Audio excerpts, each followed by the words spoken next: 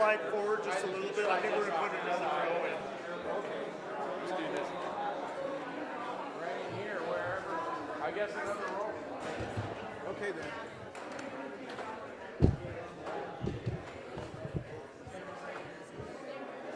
Hey there. Are you going to feel it?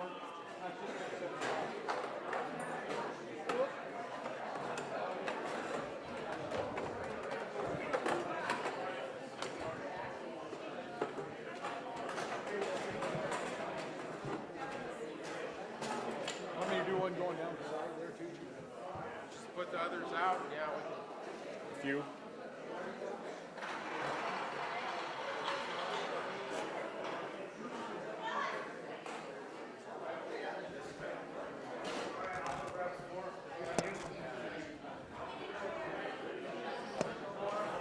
Firefighters work. Hey, Jody.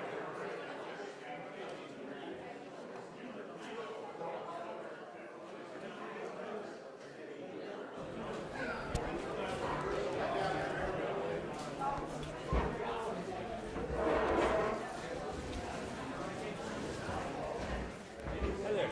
So is the sheriff going to be speaking tonight? Supposed to be. Oh, he's supposed to. Oh, okay. You better be. Is there a microphone in here? Oh, I see one right there. Yeah, this. I might just clip this onto this box here just so I get a little better sound.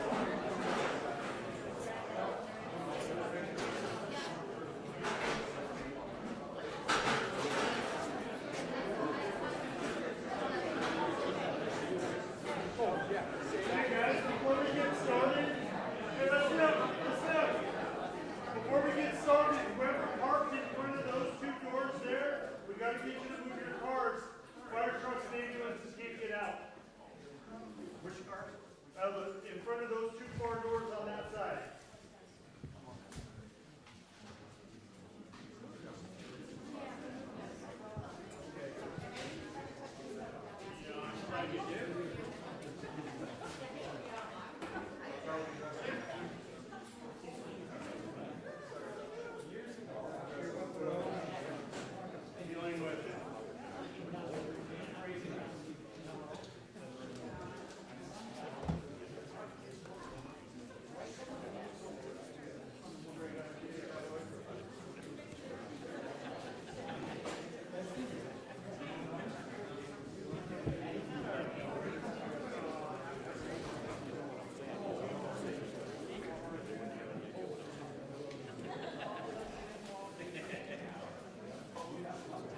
Sorry.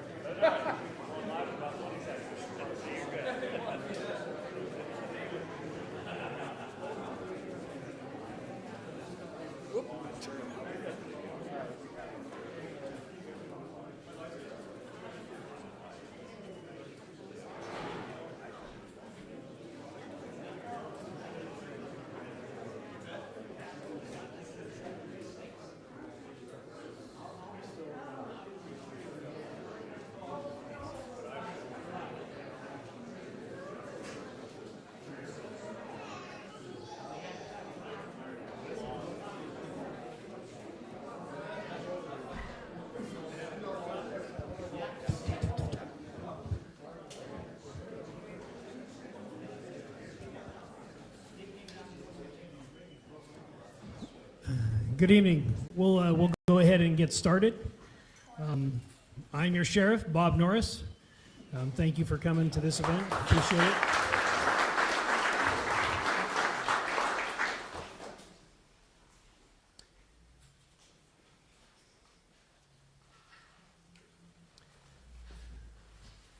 I would like to introduce to you one of the reasons why we're here tonight. Mrs. Rogers is here. Joanne, Dennis's children, the wife. So can we just have a moment of silence real quick?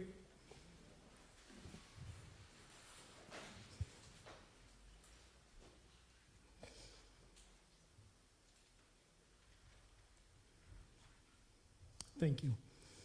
Thank you very much. So, since January 1st, the Kootenai County Sheriff's Office has been a little bit busy. We have seen things that have occurred in the winter months of this community that members on this organization that have been here for 30 years haven't seen ever. So it appears that growth, crime, traffic, overcrowding in our schools has caught up to Kootenai County, because we have had running gun battles, we have had barricaded suspects pretty frequently, and unfortunately we're getting pretty good at them, but it's not a distinction that we want to have. But we have had significant events that have occurred every week. And this weekend was no exception. So why are we here tonight? Because I, as your sheriff, whenever there is a significant event that is out of the usual activity, something out of the norm, I am going to hold a town hall meeting in your community to discuss our response and if there's anything that we could learn from the event and do better. So we're going to talk about our response. I'm going to have Lieutenant Mark Ellis give you a broad overview of the events of that evening, and then I will finish up the evening with what I'm doing and what we are doing on the Sheriff's Office to keep this community safe. So, Mark, if you could come on up. Mark Ellis is one of our lieutenants. He was on scene at that operation that evening. And Mark, if you could just give us a broad overview. Some of the questions that I had from some of the members of the community is, we had a helicopter, we had Spokane SWAT team, why did it take us so long? 4 suspects originally, and then Mark will take some questions, but the questions will only be on the response of the event.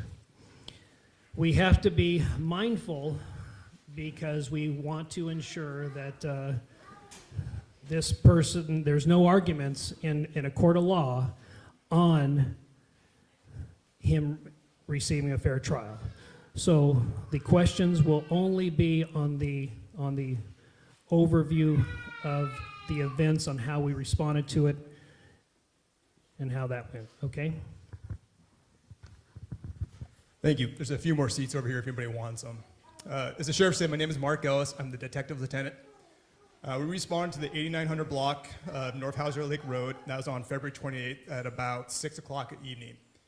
About a half hour prior to that, we had responded to the Idaho asphalt of a semi on fire. A deputy was already there investigating at that time when the report came out of a fire at the Hauser Lake Road address. Deputies and fire responded. They located a structure on fire.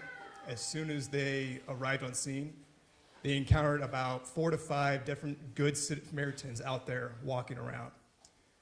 They started reporting that there was a subject deceased with a gunshot wound. They informed fire that they need to back out so they could secure the scene. So with the information primarily saying that there was 4 to 5 possible suspects who happened to be our Good Samaritans, it was a little chaotic out there. And so the deputies had to secure the scene first to make sure it was safe for firefighters to secure. They believed for a while that there was a second suspect. The suspect was actually arrested at Idle Asphalt where he went back to. So thinking that we actually had a possible second suspect, which turned out to be one of our Good Samaritans, we had the canines, we had our SWAT team as well as additional SWAT team members from Spokane to help out, and we had the helicopter searching along with the drones. And so we wanted to make sure the area was safe and that there was no other suspects. That took us about 4 to 5 hours to actually clear the entire neighborhood, and that's why you saw the helicopter out there for so long.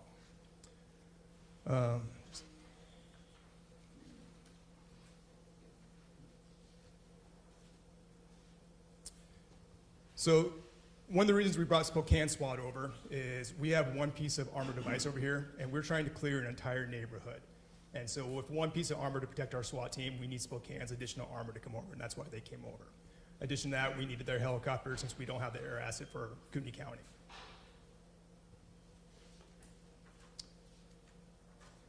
The male, his name is Adam Bennett. He's a 44-year-old male. He's a transient.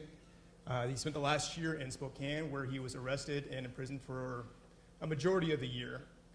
The report says that he did about $200,000 of damage to a residence over there as well as started a fire. And then he came over here and started doing the same. He has multiple convictions for failing to register as a sex offender and domestic violence. He currently faces charges of first-degree murder, attempted murder, robbery, arson, felon in possession of a firearm, assault with a deadly weapon, burglary, and possession of a stolen firearm. Can I answer any questions for you guys? Did we use some of their SWAT team in addition to? The only SWAT team members we use, our K9 got exhausted fairly quickly. K9s can go for about 45 minutes to an hour and a half on the track.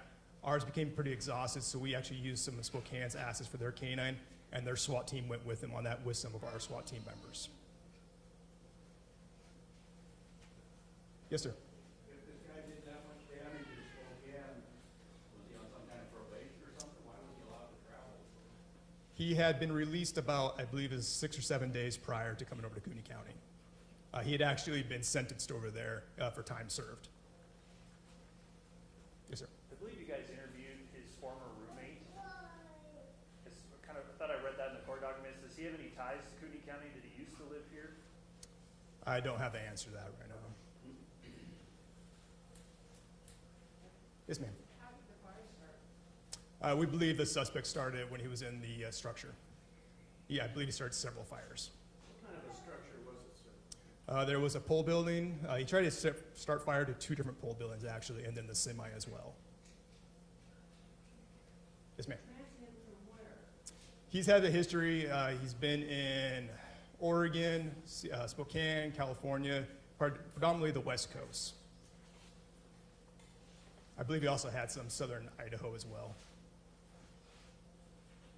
So why isn't this gentleman locked up as an habitual offender? That has to do with more with the judges, especially different states. Obviously in Idaho, he's on a very high bail, or I think he's on no bond right now in Idaho. Different states just have different rules. They have different legislation and sentencing guidelines. And maybe Mark is being too kind because he might want to run for public office someday, but I don't have to worry about that. Hey, sir.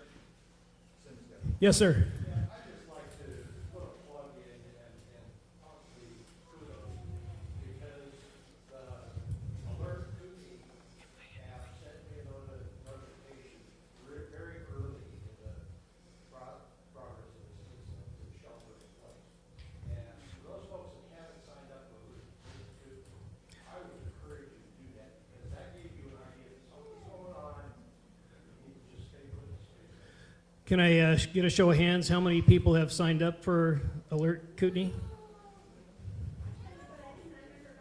Never got anything? Okay. So part of that depends on the radius of where you live, and that's why, because it'll go out to a radius.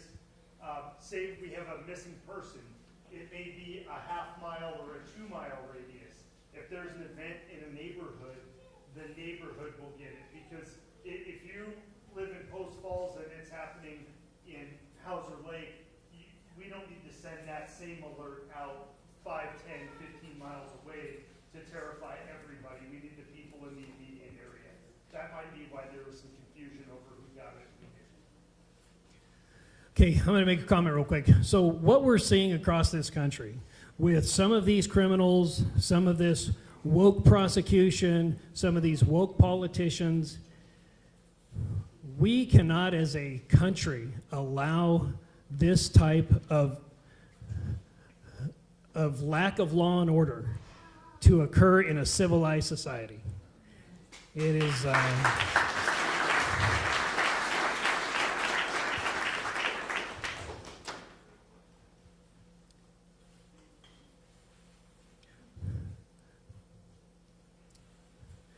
When I look at what's happened in this country in the last 2 years, from a civilized standpoint, it's a shame of what some of these woke politicians and woke prosecutors are doing.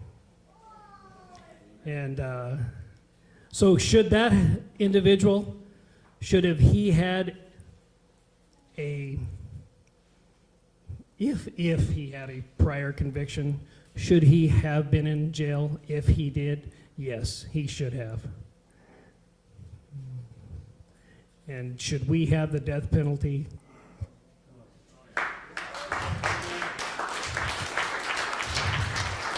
You're damn right we should.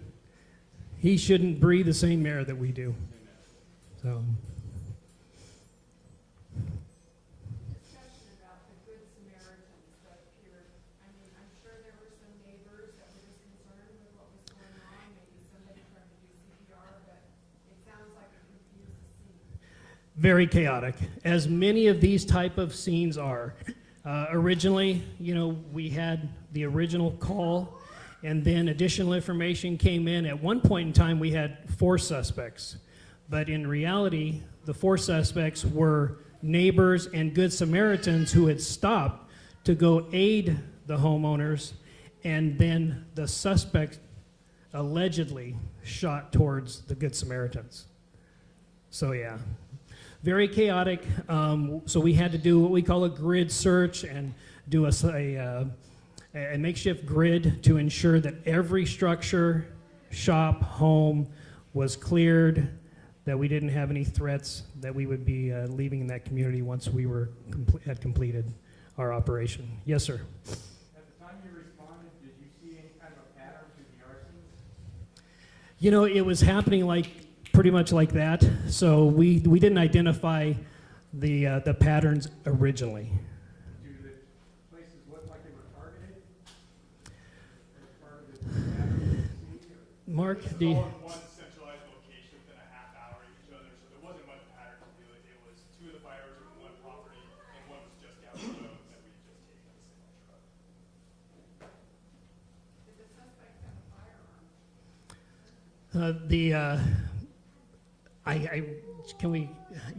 I can't get into that right now. Yeah. We don't want to taint the prosecutor said, hey, we don't want to taint the jury pool. Yep. He was charged with possession of a felon in possession of a firearm. Correct. So we know he had a firearm. Correct. Obviously, the victim was shot. That's correct. So, I mean, this is Correct. common sense here. Right. Yep. Correct. I do have. Sure.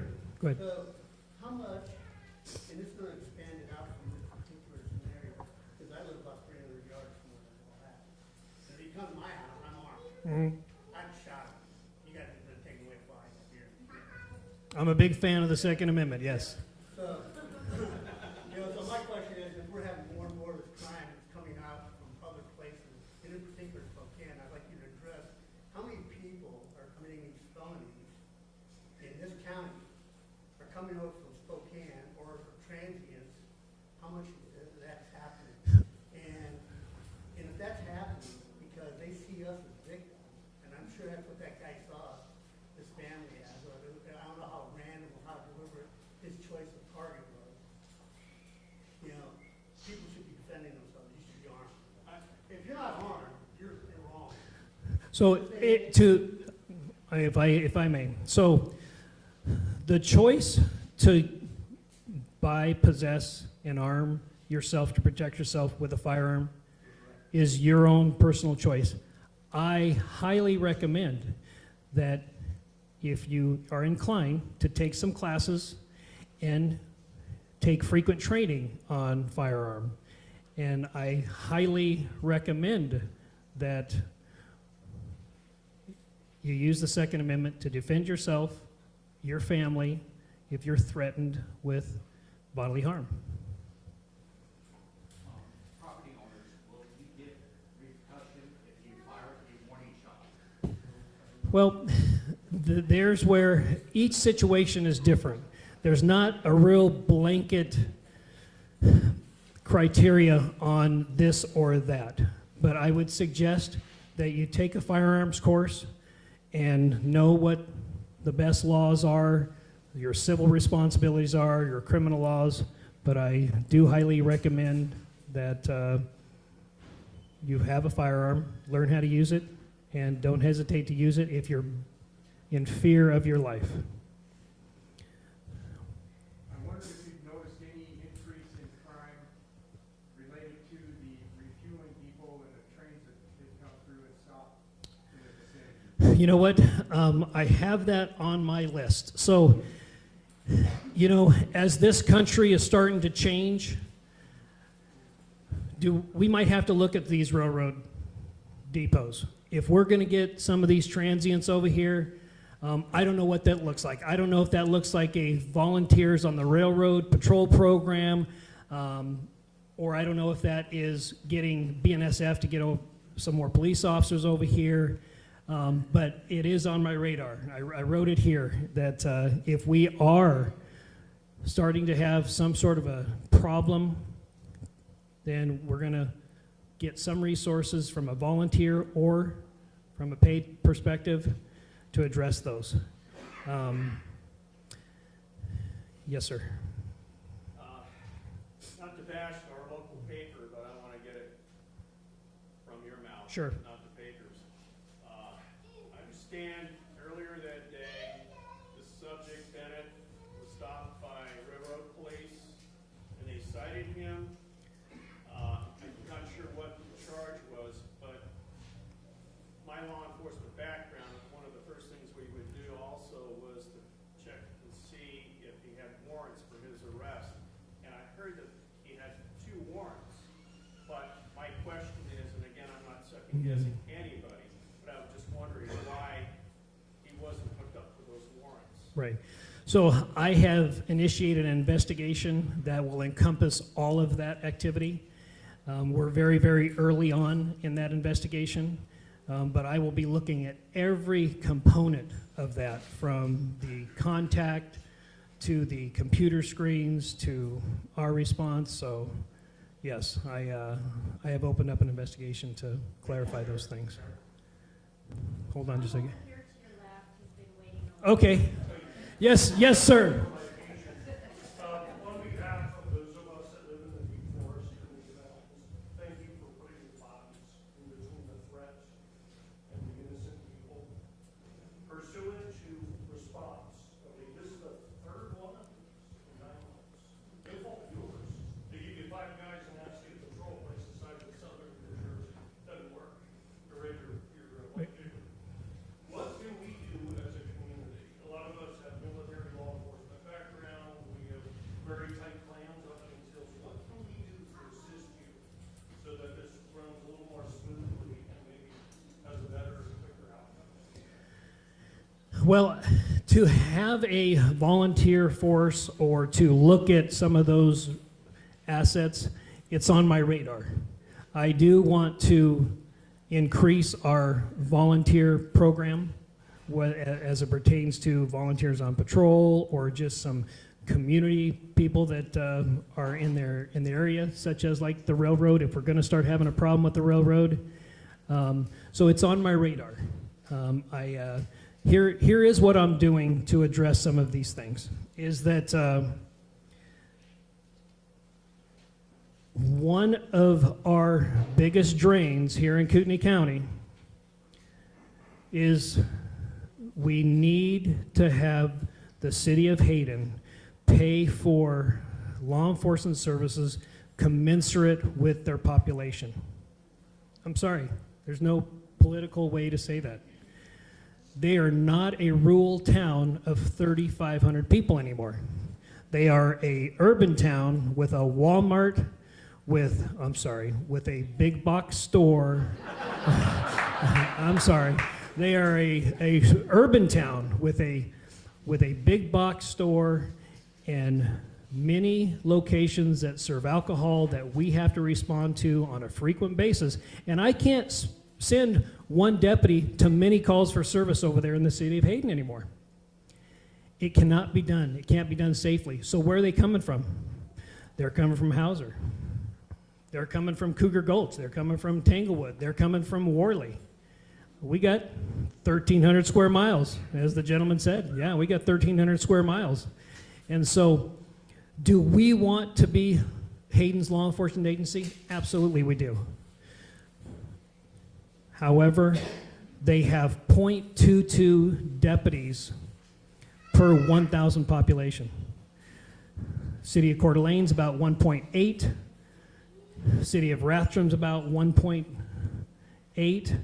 Spirit Lake's about 2.4. So, yeah, we want to be their police department, but it's no longer a rural town of 3,500. We have to have a law enforcement agency, what we call a contract with the city of Hayden, commensurate with their population. And maybe if we didn't have that growth, and maybe if we didn't have all of those developments going in there, and maybe we didn't have those big box stores, all those alcohol establishments, we wouldn't need to do those things. But that is the reality of it. Yes, sir, with the gray beanie. So if this guy had prior convictions and he was let out so soon in a rap sheet a mile ago, moving forward and going, after the judge that let him out, I mean, do we see anything in the future? No, judges have what they call total immunity. We have qualified immunity. Judges have total immunity. So how do we get him out of there? Yeah, if you're a Washington resident, that would be an option.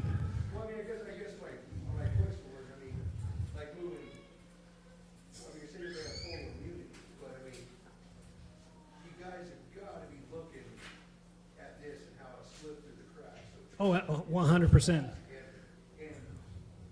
adjusting on, not you, but, the official side of, the way that this happened so fast that,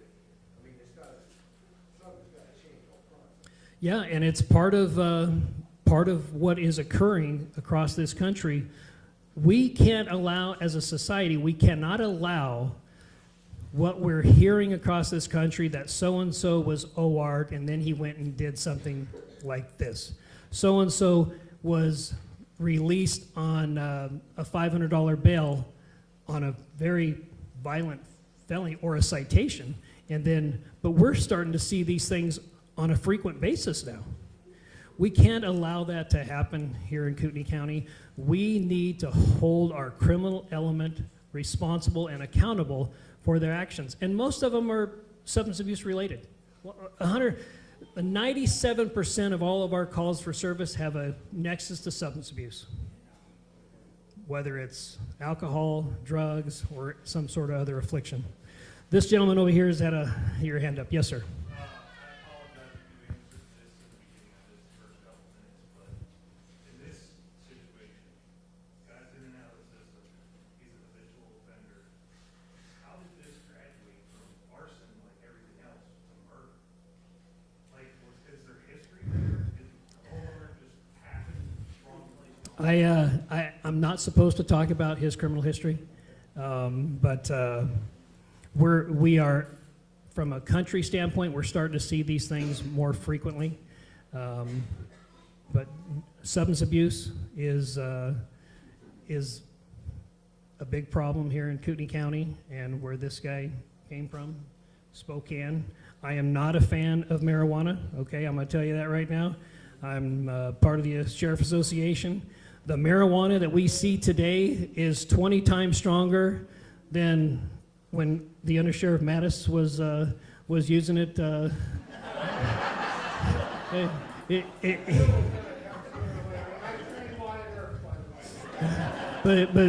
But seriously, the marijuana today is 20 times stronger than it was when in the 70s and 80s.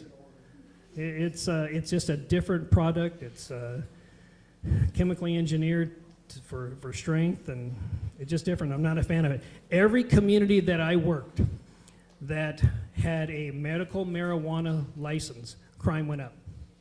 Nothing what the legislators said was going to happen, that, oh, once we decriminalize it, you're not going to have any more crime. We didn't see that.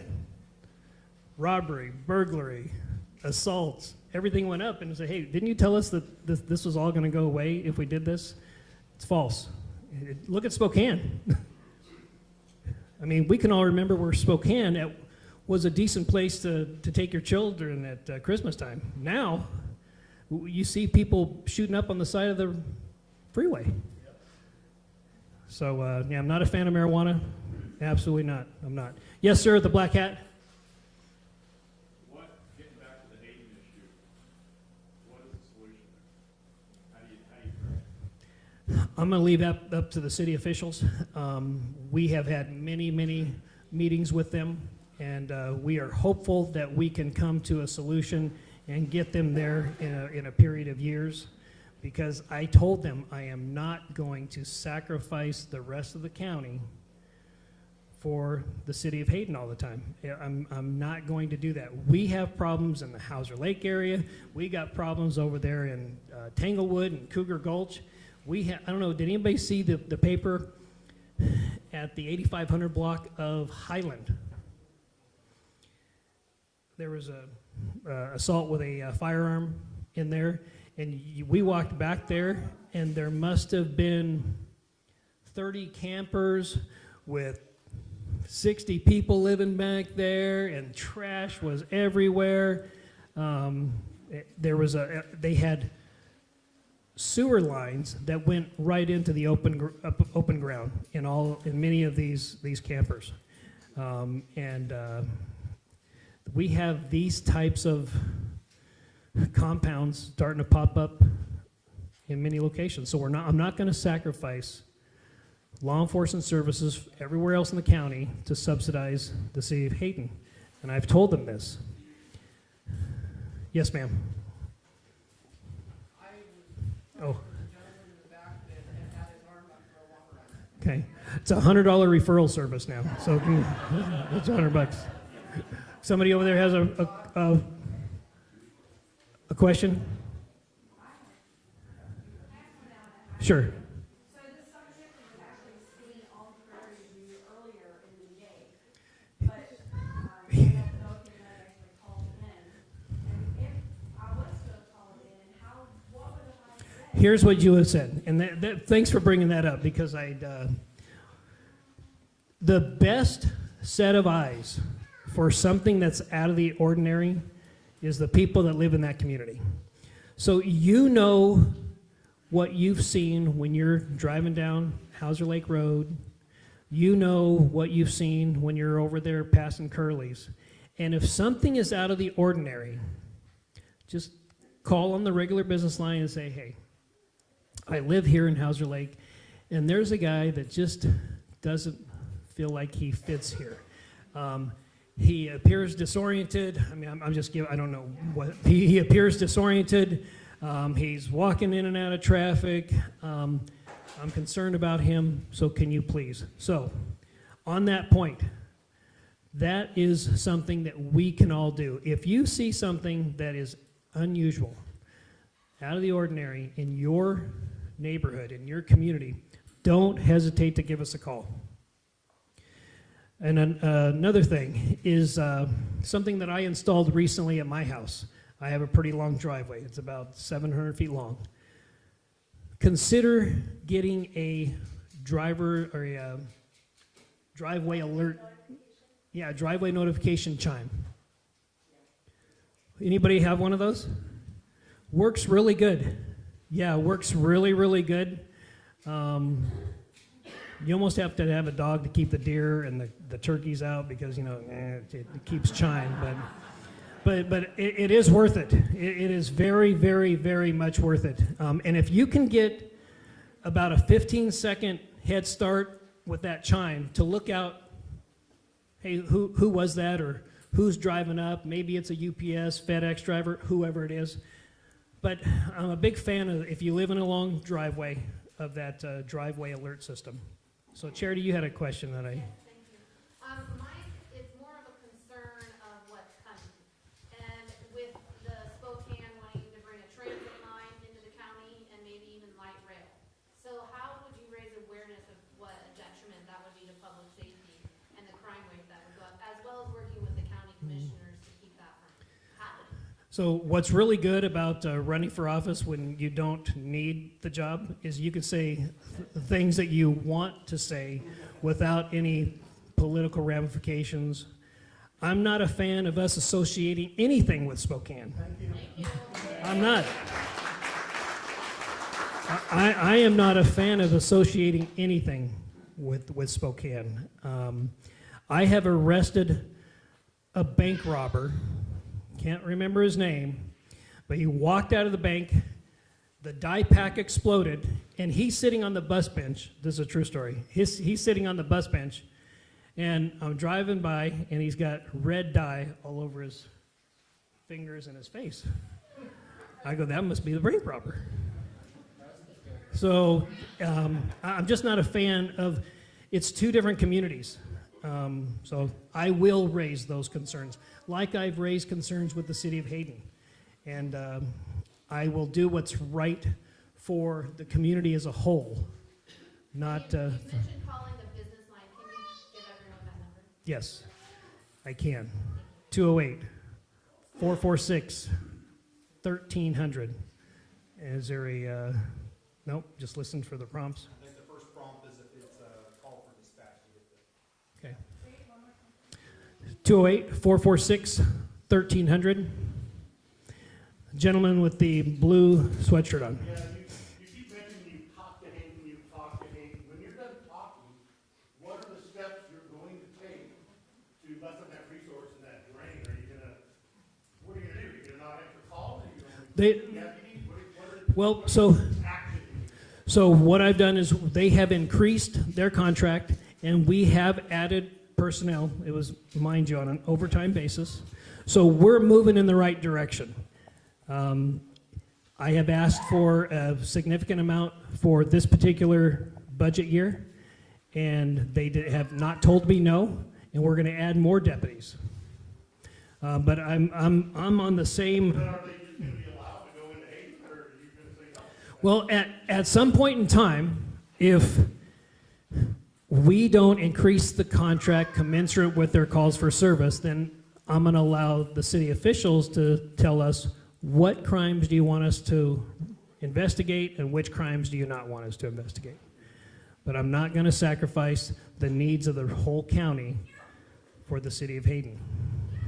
Yes, sir. So once you give that scenario about the difference between what's needed and what's available, if they give you more money, where are you going to get the deputies to go do it without granting them from the rest of the patrol? Well, I'm doing pretty good in patrol.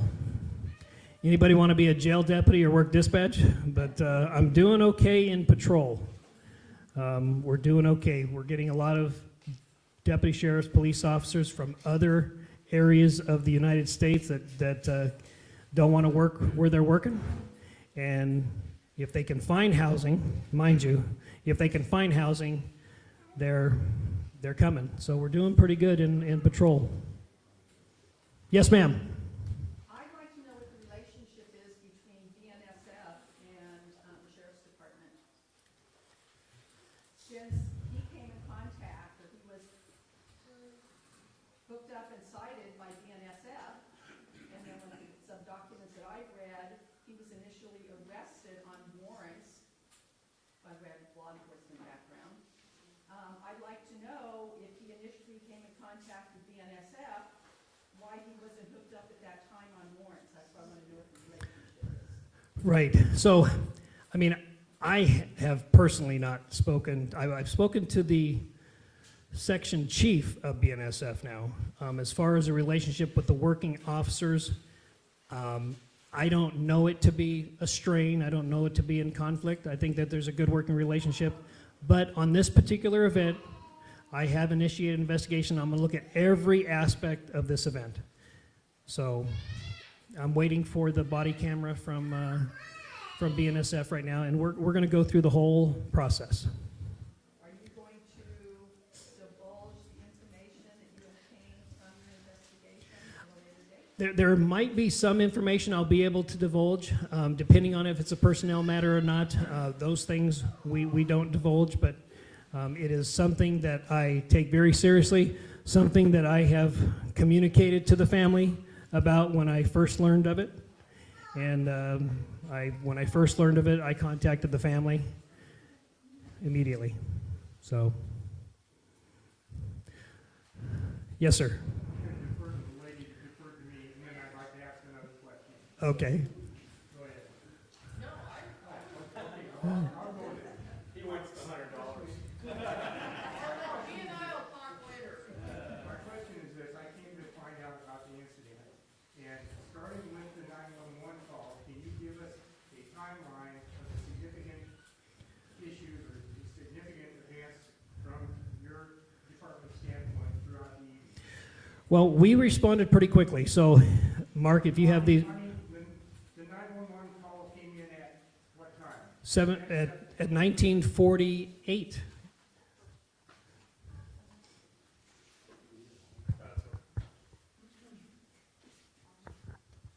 So the first arson was at 6:28 p.m. That was at the asphalt company. At 7:48, the 911 call came in about the barn on fire. At 7:56 and 7:58, the first deputy arrived along with fire personnel.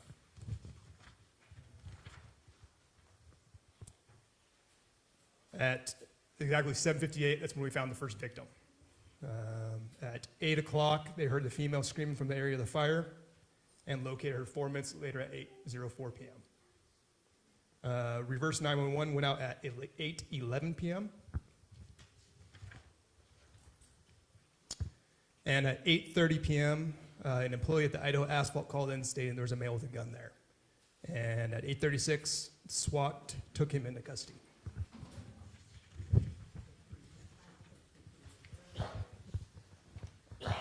And this is a capital case. So there's certain things that we can't talk about, but it's a capital case, and we feel very, very strong with the case that we presented to the prosecutor's office. Yes, sir. How was the gentleman that was wounded? He's recovered. He's recovering. Yeah. He was released that evening. Yep. In the back hat. I'm recovering just fine. That was me. Oh. Well, thank you.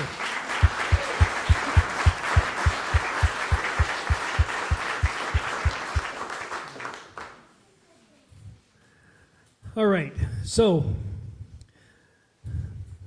one, why do we come here tonight? Is we came here because I wanted to tell you that whenever there's a significant event in your community, I want to make myself available to you to be as transparent as I can on any of these events. Number two is I wanted you to have a chronological order of events, what occurred from, I was on scene also, but Lieutenant Ellis was one of our lieutenants on scene, and I wanted you to have a chronological order of events and ask him any questions about that event. And number three is that I wanted you to know what I am doing in my efforts to keep Kootenai County safe. So I hope that you take away those three things. I am constantly telling these commissioners that this community is not that 40,000 person community that it once was, and that we have some significant issues, some significant growth issues that are occurring, and with that growth, we are going to have some crime, and we are going to have some overcrowding in our jails and overcrowding in our schools. and we're going to see traffic. And we are starting to see all of these things. So I hope you take away those three things. And I very much appreciate you coming to this event tonight. And thank you, Mrs. Rogers, for coming also. Oh, yes, ma'am. I came in a little bit late, and I'd like to know, are the two fires that were on Hauser here, the one above the incident down below, were they involved, was he involved in both of those fires? On that same evening? No. Oh. They were a week apart. Our neighbor's barn went on, Oh. shop went on fire. The one neighbor's barn Right got before that. Okay. burned, So- and then that happened down. So we don't have, let me make sure I get this straight. We don't have any reason to believe that there is a nexus between the event on the 28th and that previous fire. That's correct. Okay. So they were. We don't believe we have a nexus, no. Now, another question, I just want to know, with your media, through the TV and that, and we heard on it that, like you say, you couldn't respond because you didn't have enough deals or enough officers on hand to come to Hauser Lake. Now, when you say that over the airs and we hear it, that means we're a prime suspect out here. Okay, so here's what I said was that we had an initial response that was pretty strong because we used officers from Coeur d'Alene Police, we used officers from Post Falls, from ISP, but I can't use them all night long. So we put out a page for additional deputies to come. And when we put out that additional page for deputy sheriffs to come to replace some of those other agencies, I could only get a couple of people because some of them were already working at other assignments. So, if I didn't make that clear when I was talking to the media on that press conference, that's what I meant. Yes, ma'am. Sir, I was wondering, the night that it happened, I was coming home alone, my husband was gone. I was able to get through, but as I was waiting to the evening up at my house, not extremely scared, but wondering, I couldn't find information on when things were closed down so that I could just close down. So I'm signed up for the alert, it didn't come through, I'm up high above Smith Road. But, what media or where can we go so that we know an incident has been brought to a safe conclusion? So we can relax. You know, that's a good point because, do you, just asking, do you have Facebook or? Yeah, I'm using it all. Yeah. That's a data point that maybe when we have a significant event like that, maybe we should put it out on the sheriff's office, the Kootenai County Sheriff. Hey, we have an operation over at 53 in Hauser Lake Road. Stay away from the area. Unknown when, maybe that's something we could look at, Ryan? Okay, thank you. That's a great data point. Thank you very much. That's good. Good news, which is on Facebook, they were doing Pretty pretty good. good. With everybody, but they didn't let us know when it was all over. Right. I had a friend that was just getting on work at 11 o'clock and didn't get home until 5. This is a great data, this is a great takeaway for us, that we can go back and have a conversation to have somebody, hey, our press information officer, in addition to handling the press that comes, we have to update our Facebook in the event that people are getting information from it. Just to push the point a little, in the other incidences up here that were very close to my house, it was the same thing, to where we did not know when those things were in a closure point. So the people on the mountain were all ready. And mind you, and if we gravitate towards something like that, the information might be very general and very vague because we just don't know. We get to a scene and we don't know what's going on. There's always a degree of chaos in a particular scene like that, but the reason we train is we lower that time of chaos because of what we're looking for and what we're familiar with seeing. So that's a great data point. I think that's a great takeaway that we could talk about. All right, I'll take a couple more questions. Yes, ma'am, in the turquoise, light blue. In your press conference, you said that you guys were understaffed and underpaid, and you were trying to get that across to the commissioners. What can we do as a community to help? Should we email them or call them, or how can we help you with that? Come on down. When we're having our budget meetings, which will be starting, don't hesitate to, if you have some extra time, come down, public comment. It's important for us as a law enforcement agency to stay competitive with other law enforcement agencies so we don't have as many vacancies as we currently have. That's really the reason, because once we have a lot of these vacancies, I have 20 in the jail right now and 12 on training. It's a really difficult, and I have deputies from patrol that are working the jail. I have deputies that are in patrol that are working the dispatch center. So we got about a 30% vacancy rate in the dispatch center. So here's one thing that I'm going to come out against. They want to build a $30 or $25 million building, and they just purchased Kootenai Electric. I'm not so sure that with today's building prices, with our workforce and where we're at, I think we should concentrate on human resources with the facilities that we have, and we can maybe do a strategic plan on building a building later. I just don't know if this Kootenai Electric, we purchased Kootenai County, you all purchased Kootenai Electric, and then there was a decision that it's not going to meet our needs, so let's build a $25 million building. So we're now in the real estate business, but that's for the commissioners to figure out. But I appreciate it. Anytime that you can contact a commissioner, wherever they're at, say, hey, we do support law enforcement. Conservative communities can support law enforcement, and we appreciate the support that we get here in Kootenai County. Okay, hold on a second. Let me get one that I haven't gotten so far. Yes, ma'am. What's the best way to find out when these budget meetings are? Online, we'll be starting them in May. Yeah, we'll be starting them in May and going through July. Kootenai County Board of Commissioners meetings. Yep. All right. Yes, sir.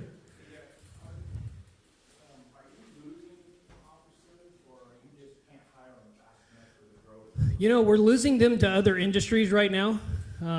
We haven't lost any to other law enforcement agencies, but we're losing them to other industries. However, this week, Spokane County did come out with a $25,000 hiring bonus for our patrol, and they have a $10,000 hiring bonus for the jail. So it's tough, and I'm reaching out to legislators. I'm reaching out to say, hey, we have a particularly different situation here. We are this close to Washington. This one-size-fits-all for your property tax bill, Elmore County, Clark County, they don't have the same problems we do here. So I'm reaching out to them for options to give the commissioners when it comes as it pertains to property tax. It's very difficult for me to sit with our state legislators, and they sit on this $2 billion, $4 billion, $5 billion surplus, depending on who you talk to, when I'm trying to hire jail personnel at $14.52. But they're sitting on this multi-billion-dollar surplus. They have sales tax, they have income tax. So it's a hard pill to swallow, and I let them know. And I also let them know that they can have a town hall meeting when you're not running for public office or you're not in session, just to get to know what your constituents want. So, all right, one more. This one's going to cost you. Is it still the law? Because I had an incident with somebody, and a person come to my door, and I had a glass door, and he was gonna kick the door in, and I told him to leave, and he wouldn't leave, and he wouldn't leave. So I did draw a gun, I draw a shotgun, and I put it right to the door, and I told him, if you don't leave, I might be tempted to shoot you, okay? So anyway, if something would've happened and he would've broke in that door, would I have the right as long as he was in my house to shoot him? Were you in fear for your life? Yeah, I would appreciate it. Okay, okay. Were you in fear for your life? In my house, I couldn't shoot Yeah. him on the porch. Okay, but I do recommend, if they're good, great refresher courses, to go ahead and take some law courses, some CCW, concealed carry weapons permits, and they give you a little brush up on the law. But yes, if you feel your life is threatened, you may protect yourself. Yeah, he went somewhere else up the neighborhood and that, and then he came back somewhere. Right. And anyway, I had a cop at my door in the morning Very good. saying, I heard you pull a shotgun on somebody, and I said, yes, I did. Yeah, you were in fear for your life. I said I was in fear of my life and my kids. There you go. All right. Thank you very, very much. I hope I don't have to come back here for this type of event.